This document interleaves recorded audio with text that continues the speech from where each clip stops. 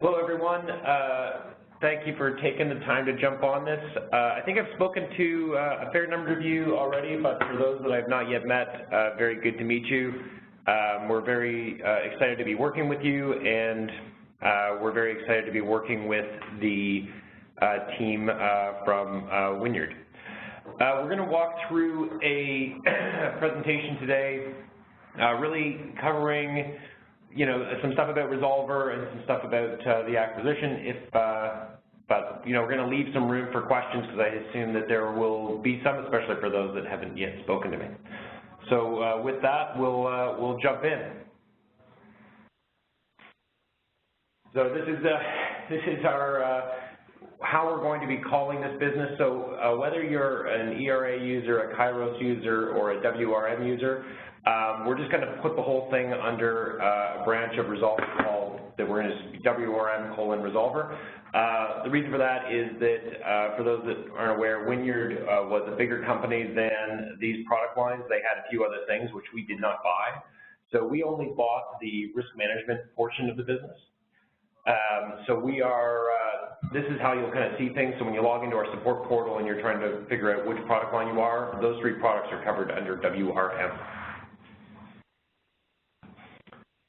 So through this process, we've acquired the business and we've brought in some of the existing Wynyard team. So there will be people in locations that would be familiar to you.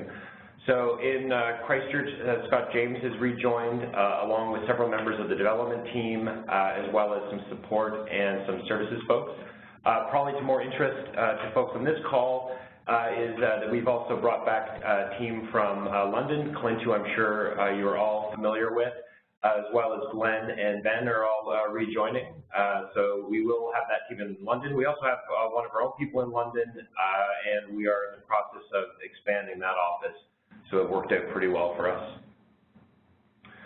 So why are we excited about this? I won't dwell on it immensely, but the first thing is Resolver is a global company. We have customers all over the world, but in terms of staff, we are somewhat North American centric. We had a few people out kind of starting up offices, but the Wynyard deal brings us our first people in Asia, in New Zealand, so that allows us to better cover a lot of customers that we had in Australia. It also brings us the UK. Again, we have a number of customers in Europe and in the Middle East, and having support people on the ground in the UK was very important to us. We were doing this organically, but it's somewhat challenging to do this one person at a time. So having 5 or 6 people on the ground in these regions gives us something to build on. We're also pretty excited about the team. Just given the nature of the Wynyard process, we didn't have to take everybody. We were really able to interview the team and bring back people, and we were really quite happy that when we interviewed the senior folks and really everybody from Wynyard, we met a bunch of people that we would have hired if they had just come through our process. So we're getting a lot of people with deep subject matter expertise in the market, and people that fit our culture of wanting to put customers first. So we're very excited to have them joining. And then great customers. We're gaining about 150 customers, some of which already use some of our systems, some of which are very new to us. It brings us some more global customers, and brings us more people to work with. So we're very excited to be working with all of you. So the team, this is everyone that's joined so far. There are a few more coming, so I've mentioned a number of these. So Scott, Ed, Joanna, Craig, and Earl out of Christchurch, Clint, Glenn, and Ben out of the UK, and although I think we might have spelled Glenn's name wrong there, and out of Canada, Adam, Bob, and Kevin. We still are working with a few more people that we're trying to bring back. We just haven't quite re-signed them yet, but these are the folks that will be supporting you going forward. So a few things about us. I assume that by now most of you have probably looked us up. We're a bit of a different company. We have a very long-term vision, and we're lucky to have very long-term shareholders. So our vision goes out 10+ years. We start with a vision that, when we started the new incarnation of Resolver a couple years ago, we talked about what we wanted to be, and our kind of goal as a team is to aim big, be great, and most importantly, to be loved by customers. We have a very specific view of the world, in that the point of a company is not to maximize shareholder value or to do things for employees. Those are important stakeholder groups, but the purpose of a company is to supply some service to customers, and so we believe that if we put customers first, it will work out just fine for employees and to shareholders. So we've put the customer at the center of our business, which I think is somewhat unique in software. I think a lot of people talk about shareholders, and I think that they take a secondary seat to what we do. And our shareholders are actually okay with that, which is nice. More specifically, the mission for Resolver is to protect what matters. We're going to talk a little bit more about what we do, but at the core of what we are is we're a risk management software business, and we take the full life cycle of that. We deal with things before an event happens and after an event happens, and the core to that is that we are helping you protect what matters to you. That might be your brand, that might be your people, that might be your customers, that might be your shareholders. We just want to help you protect what's core to your business. We have a number of customers. We have about pre-WRM, we had 750, so we're getting up towards 1,000 now with the recent sales and with the 150 joining us. That covers about 3,000 deployments around the world. Our software is used in 142 different countries, and we have over 1 million different users on our software. Up top are a number of the customers that we work with. That's just a smattering of them. We have large, very recognizable customers pretty much everywhere in the world. So I mentioned, protect what matters, and so how do we do that? So we think about risk management really centered around an event, and for us an event is something adverse that happens. It may be a theft, it may be a hack, it may be a threat of violence, it may be a down quarter. And the way we think about how we manage around that event is sort of two sides of the coin. So there's, on the left-hand side, you'll see planning and preparation. That's where you fit in the very typical WRM functions around risk management, internal audit, monitoring, compliance, and those sort of activities. They're really there to plan to avoid and mitigate events and reduce the number of events that are going to happen.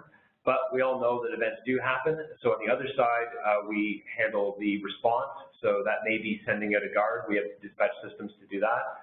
And it may be recovery. So it's tracking of incidents, it's investigating crime or investigating root causes.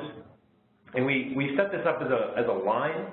I don't know if that's really the best way to do it. It's the best way to get it on a slide that we found, but we tend to think of this more as a circle. So you plan, you prepare for the event. Some event does happen, you respond, you recover, you learn from it, and that really should feed back into the planning focus. So for a lot of WRM customers that we've seen, it tends to be a very focus, while there are those on this call that do the incident side, but there is more of a focus on the risk side of the business. And what we want to do over the next couple of years working with you is to kind of connect this and provide you a bit more of a 360 view, whether that's using WRM or whether it's connecting that with other tools of ours. Our goal is to give you one view of risk.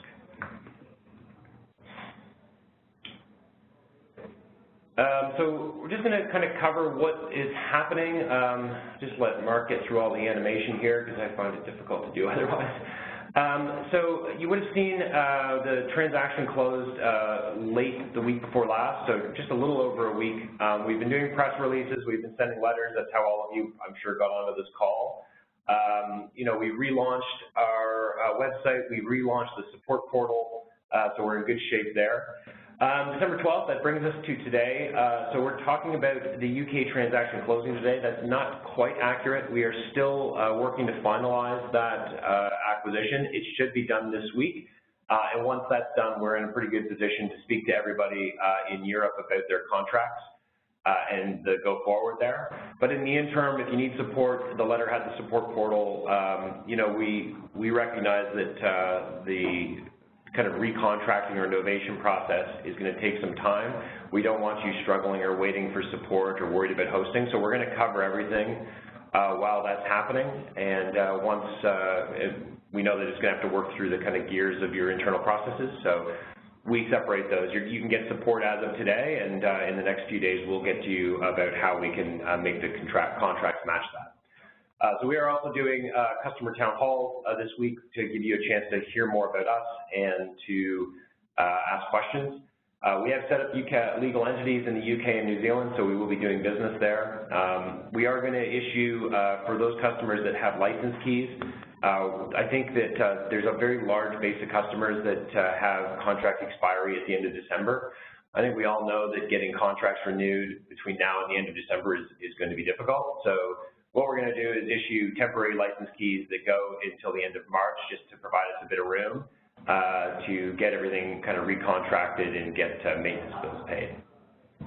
So it will be in the next, either late this week or early next week, you'll start to hear from us on kind of getting the contracting all sorted out. So we'll reach out with an initial package from our general counsel, but then I suspect that your purchasing or your legal will have questions, and so we'll just get engaged with them. If you could get us introduced, that would be great.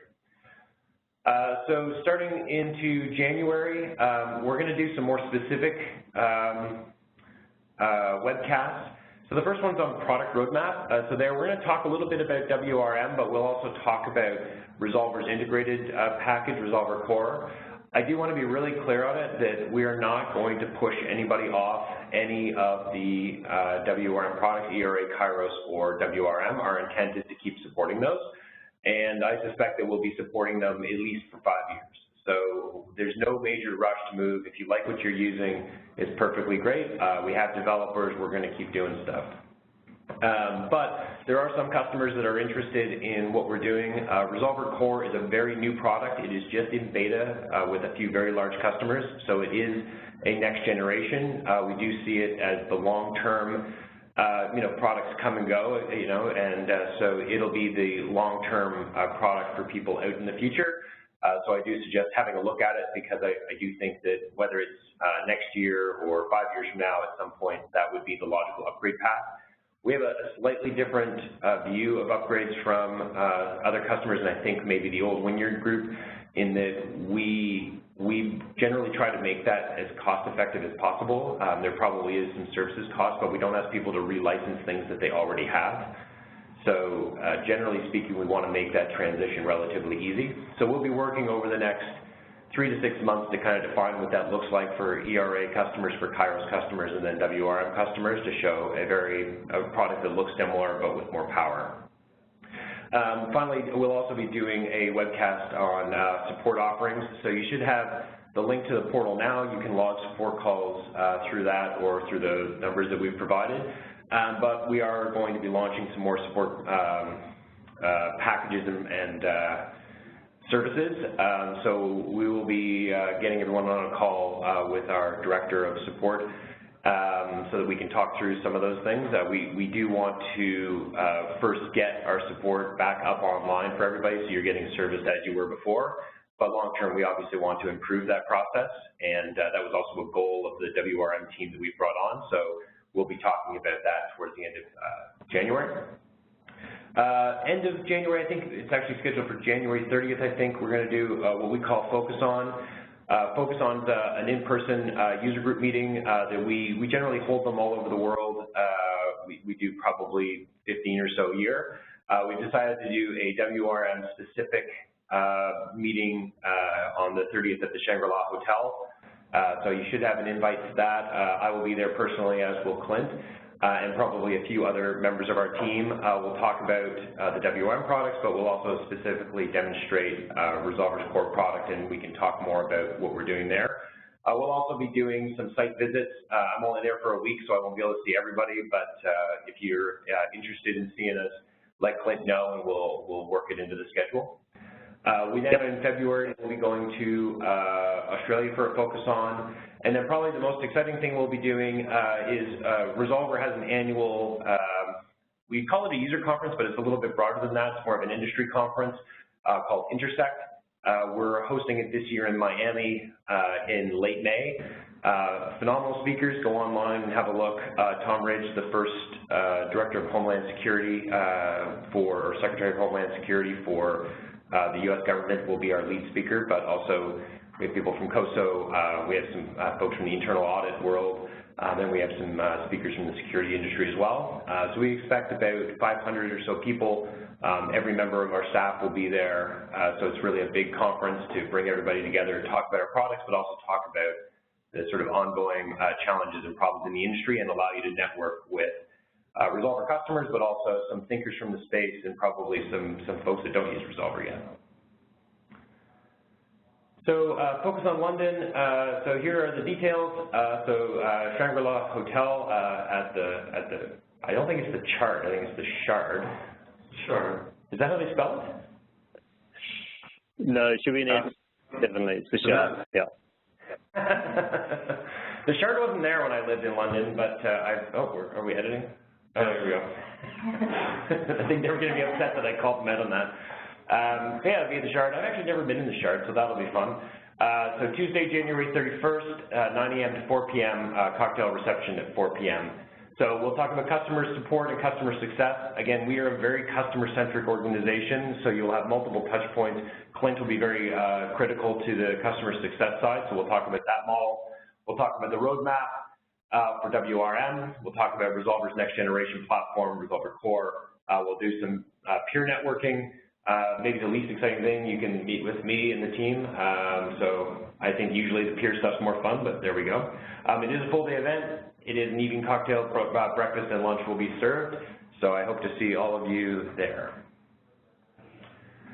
Intersect, which I think I talked about a bunch, beautiful poolside view there. So that's May 22nd to 25th in Nobu Eden Rock Hotel in Miami.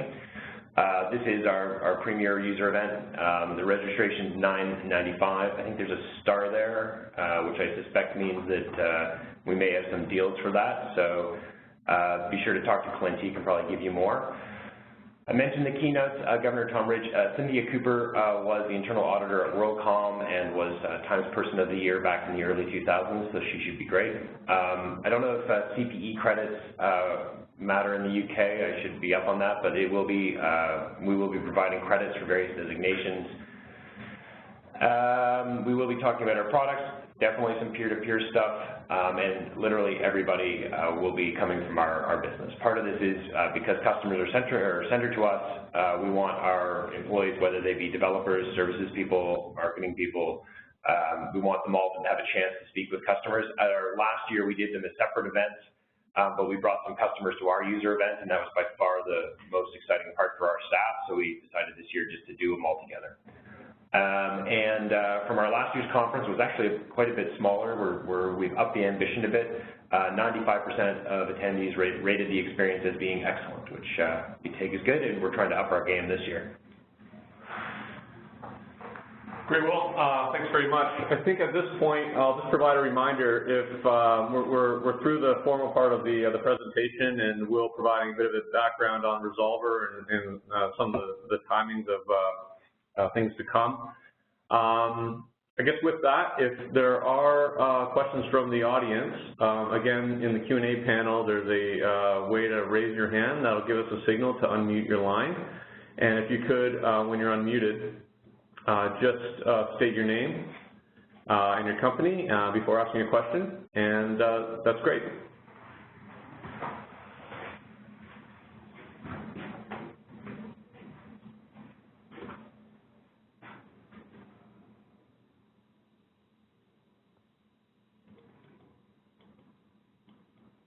All right, doesn't look like we have any hand raisers.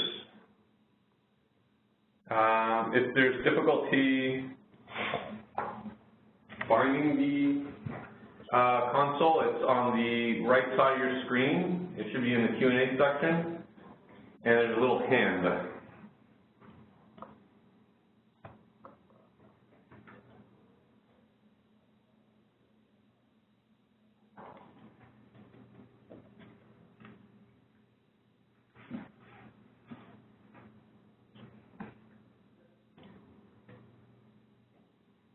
All right, we've got a question here from Jim around bug fixes. Jim, are you able to elaborate on that over audio? You there, Jim? We should be able to hear you now. Okay. All right, we have Michael. You're unmuted from Mitsubishi.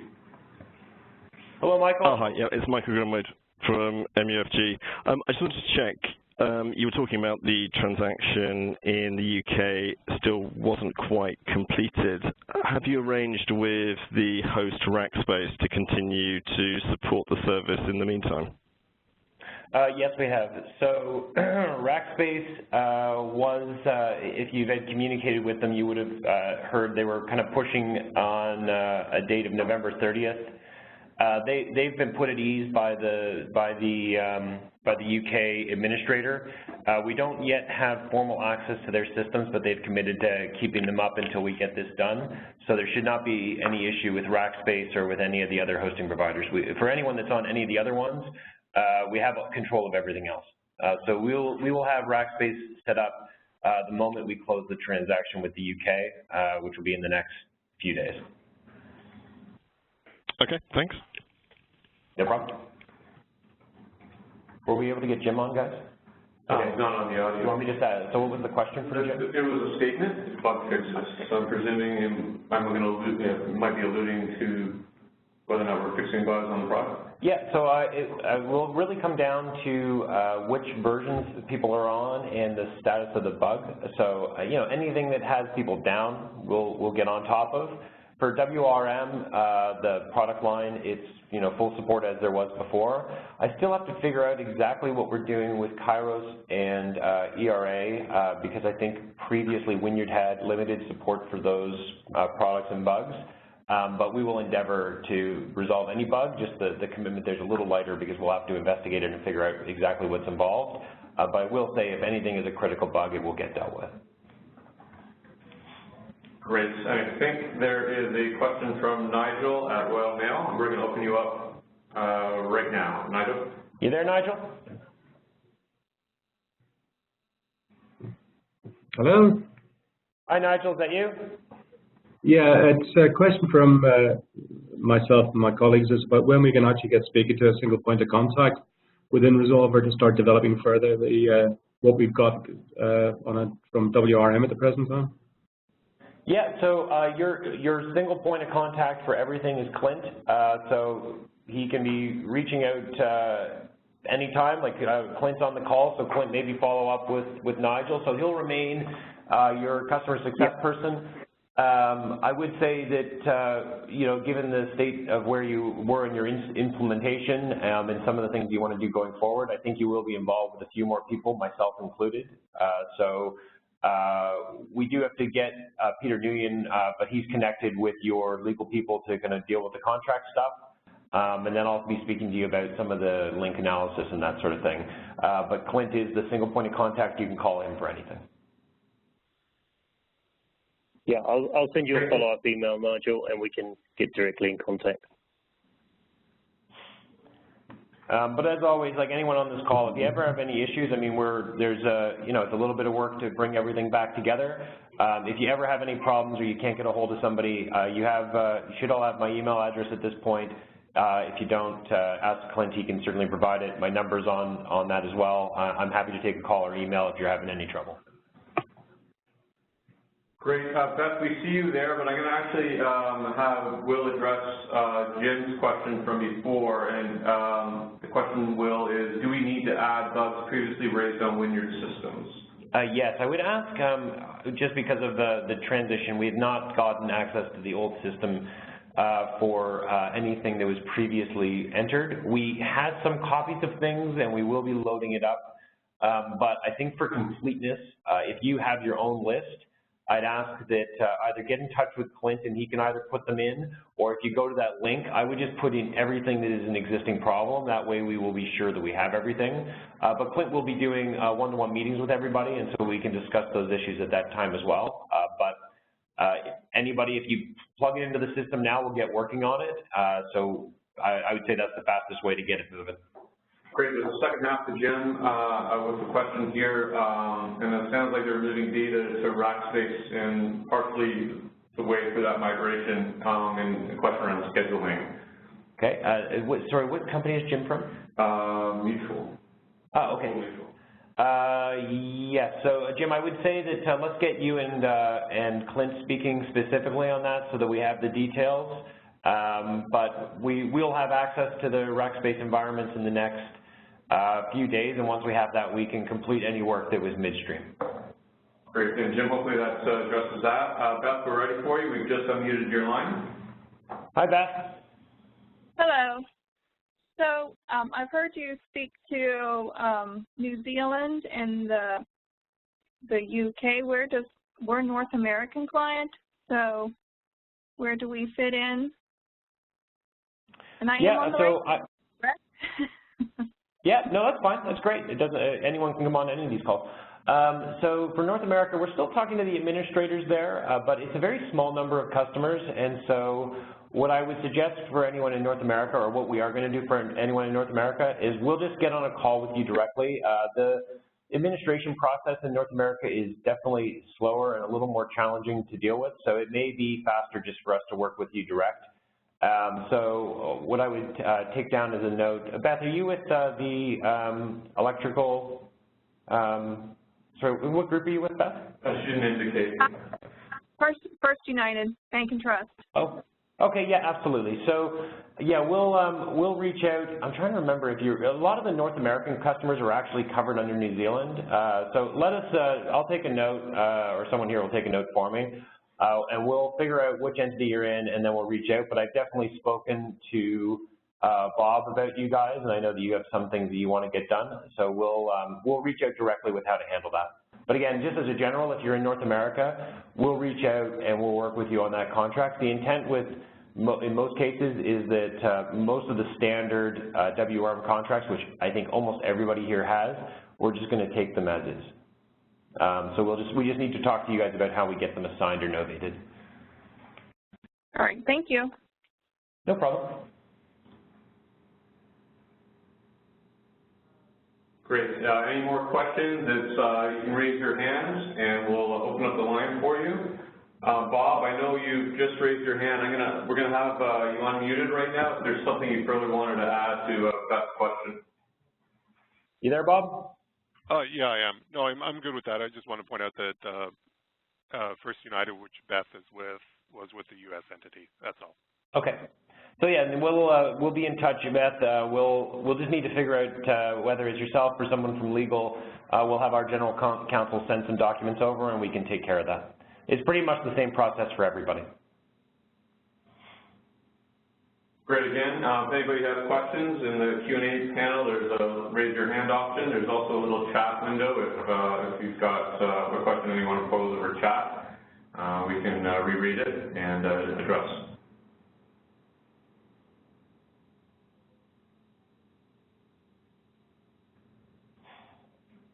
Okay, well, I think we're winding down. You're easy to get a hold of, right? So yeah, I'd just like to finish by saying that, I recognize that this was probably a bit of a shock, and, these are, for the most part, we're dealing with risk management professionals, and so this was obviously not a risk that you would have wanted to take on. So I recognize that it's probably been a bit choppy and difficult. We want to make the transition over to us as smooth as possible. I feel like we've got the people from the Wynyard team that are capable of supporting this. We have the code. We have everything we need from that side. I do think that the pain will be over the next month or two working through, vendor process and contracting. We want to make that as easy as possible, so we'll work with you on that. As I said, we've worked with large companies around the world. We know that there is some bureaucracy to get through, so we'll support you while we're working through that process. We don't have to wait for the end of it. If you have any issues through this, Bob and Clint and Scott James, if anyone happens to be on from New Zealand, those three were the senior folks here before, as was Adam Belfield. All are here, all ready to take your call. They should be reaching out to you, but if not, their email address is structured firstname.lastname@resolver.com. If you want to get a hold of me, I'm very easy to get. It's will@resolver.com. I think most of you probably have emails from me now. My offer is, if you have any issues with this process, please do reach out. I think we have all of the data and things that we need to recontract, but this was a very tough process because of everyone being let go. So if we miss something, we don't have the right product line, we don't have the right pricing, please do reach out, because our records may have some holes in them. I'm here at any time to help you with anything we need, as are Clint, Bob, Mark, Scott, and Adam. So with that, I think we'll wrap up. But again, very excited to have you all aboard. We'll get this kind of ironed out in the next month or two, and then we'll just start talking about how we make your systems better go forward and hear about what your ambitions are and help you get there.